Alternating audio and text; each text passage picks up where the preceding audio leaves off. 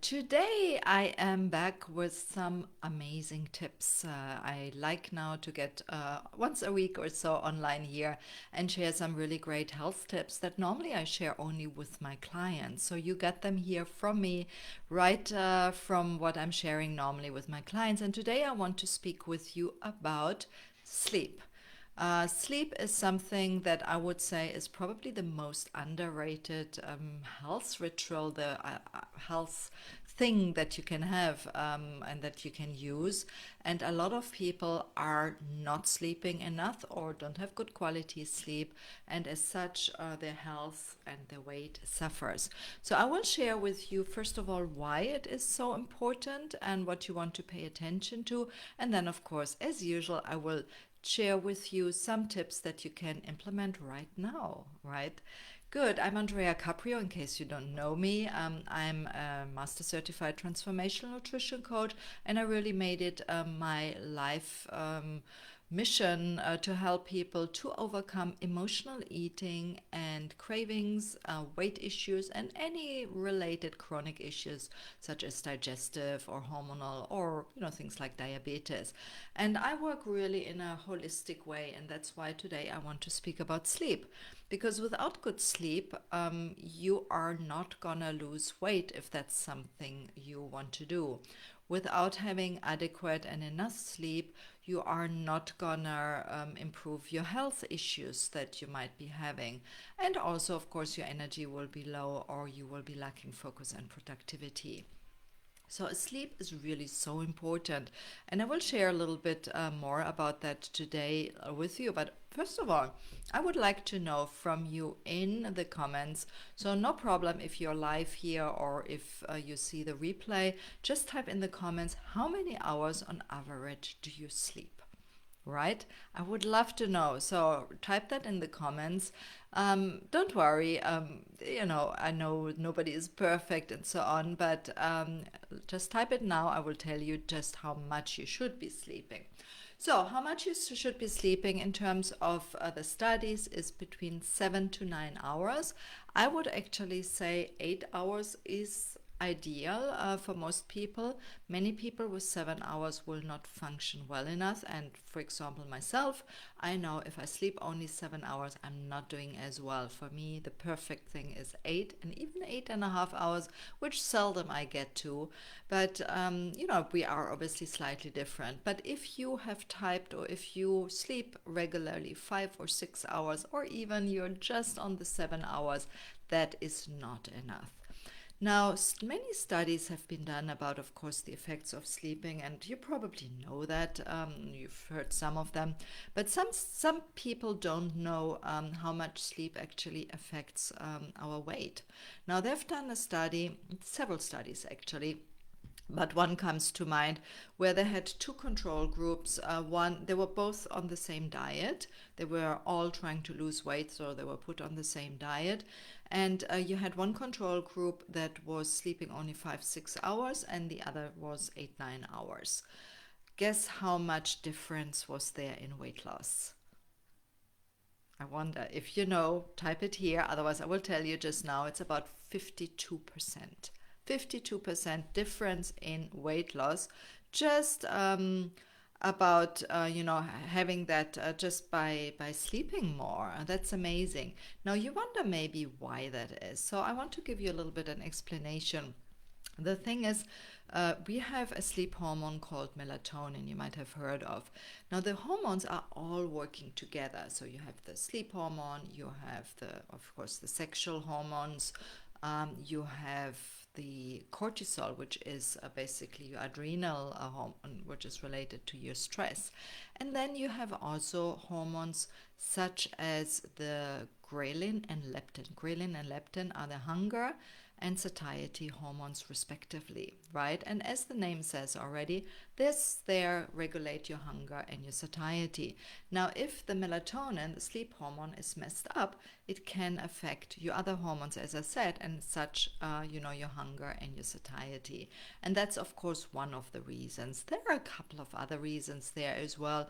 One is that, for example, when you don't sleep enough, you're more tired, right? Your blood sugar is lower, and often then we try to eat something to make up for it. So that is also a reason that then we eat more. We eat then stress eating or emotional eating or sleep deprived eating or whatever you want to call it. So there are also other reasons, of course, but this is quite interesting. So you definitely want to make sure you get your sleep. And quite honestly, if you're still thinking that it's cool to sleep only 5 hours, or you are really, you're a rock star sleeping only 5 hours or so, I'm sorry, I have bad news for you. It's not the case anymore, right? It's really not cool. It's the same like with multitasking. Multitasking is not cool. Research has found out we're actually far less productive when we do that. The same is with sleep, right? When we sleep only 5 hours or so, or not enough, let's say, we are less productive. And of course, it has long-term effects on our health. And these can be many, no matter if it's your cardiovascular health, if it's digestive health, the hormones I mentioned already, and so on and so on. So sleep really that is, and I love working with my clients on sleep and improving it. And I will share a couple of tips with you. Why is it that people don't sleep actually? Because I'm sure you should be sleeping longer, right? But it is often that we struggle, right? We have so busy lives. We have I have my iPad. You see that iPad. I have my phone. I'm on my computer. Maybe I watch TV, etc., etc. We are bombarded with information and this electronic lights, and that's called blue lights, by the way. And that is also something, and I'm going to get to that just now, but it's something that actually decreases your melatonin levels. So I just would like to explain that in the evening, normally the melatonin levels are supposed to go up, and they go up, up, up, and then they go down in the night, in the morning, and they're low. And the cortisol levels, by the way, are exactly the contrary. That's why also we should, make sure, for example, for good sleep, we have a balanced cortisol during the day, because otherwise that might affect negatively our sleep. So you want always to put that into relation and make sure. So really, really important that you start maybe cutting down a little bit on your electronics. Other top reasons why people are not getting enough sleep, of course, being so busy, having hundreds of lists, right?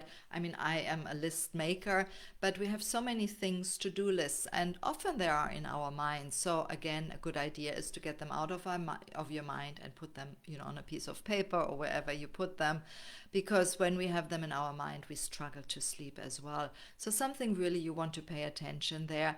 And then, often reasons, of course, work or the children or so. So there it's all about setting priorities and boundaries, right? That's really important to say, no, I need my sleep, right? And work along that. So starting with making that a priority is probably the first step if you're struggling. So let me give you a couple of ideas on how you can go about improving your sleep and getting those 8 or 9 hours of sleep or whatever it is you want. So first of all, one thing is developing a bedtime ritual, right? And I'm super focused on it. I have rituals and routines throughout the day. I start with my morning routine, and I have day routines and evening routines. So maybe you want to start, let's say you want to go to bed at 10 o'clock, which by the way is a good thing, not very good to go to bed too late. And so you want to start winding down maybe an hour before. So at 9 o'clock, you start maybe putting off your cell phone, you maybe start reading a book rather, or you could journal or do a meditation or a light walk or something, but have something that relaxes you and also tells your brain, hey, it's time to sleep. I have an app called Endel, Endel. They have really nice soundscapes. So they have some soundscapes for working, which by the way I have on to focus, and then they have also sleep soundscapes. So when I put that on, it will signal my brain, oh, it's time to sleep, right? So this is something really important, develop a bedtime ritual. Now, I spoke earlier about melatonin and how the blue light, the electronics basically decrease that. So it's really about those sleep thieves, right? I like to call them. So really important to make sure that, for example, you stop, like an hour or even 2 hours before bedtime to go on your electronics. Or you can also, I don't know if you see this, these are yellow glasses or clip-on glasses. You can get them as glasses, normal glasses, but as I need glasses to see, I clip them on here. Oops. And you see, I put them on here and I go up and down. And that is something at night that I put on to also protect from the blue lights, because the yellow makes it less blue. Yellow and blue makes green, right? And that's better for us. So that is something that could be helpful as well. But other sleep thieves are also coffee, right? Sodas, tea, all these kind of things. If you struggle with sleep, I would highly recommend either not to have it, or at least to decrease it, and also to have no caffeinated drinks after 1 o'clock in the afternoon. And be careful also with decaf coffee, because there's still some caffeine in. Right. Then, of course, something also, remember, you can't force sleep, and sleeping tablets are not necessarily the best there. So if you are really struggling to sleep, maybe you want to get up and read a book or so, or, walk a little bit, have a light walk, or do a meditation or something like that, and then go back to bed. Then next thing is to manage your worries. I know a lot of people, especially right now, have worries, right? We are anxious about the future. We are anxious about maybe our job, about our family, about security, about getting sick, or whatever it is, right? So a good idea is to manage those. So if you need help with managing those, first of all, remember, a good nutrition, a good lifestyle will probably help decrease those anxieties, definitely proven, and I help my clients a lot with that. So you might want to look in that, maybe get some help with a coach.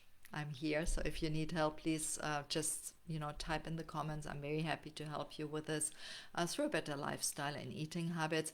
And you might also maybe consider therapy or something if that's getting out of hand. There are also a couple of natural ways, herbs or so, to improve that. And of course, one thing is, that you could maybe meditate or write a journal or write things on a list, so they are not ruminating throughout your sleep and you're not, getting the whole night thinking about that. Often when you write it out, it's, out of your mind, it's out of your system. So that might be something you want to look. And then, of course, I am all about, after all, I'm a nutrition coach, all about foods, the right nutrition for your sleep. So first of all, before I go into which foods are good, I want also just to say a little bit about the times to eat, right? If you are going to bed, let's say at 10 o'clock, and you eat at 8 or 9 o'clock, that's probably too late, right? Because it's right before you go to sleep. So try maybe to eat a little bit earlier, like 6, 7 o'clock or 8 o'clock, depending when you go, but don't have your eating times too late, right?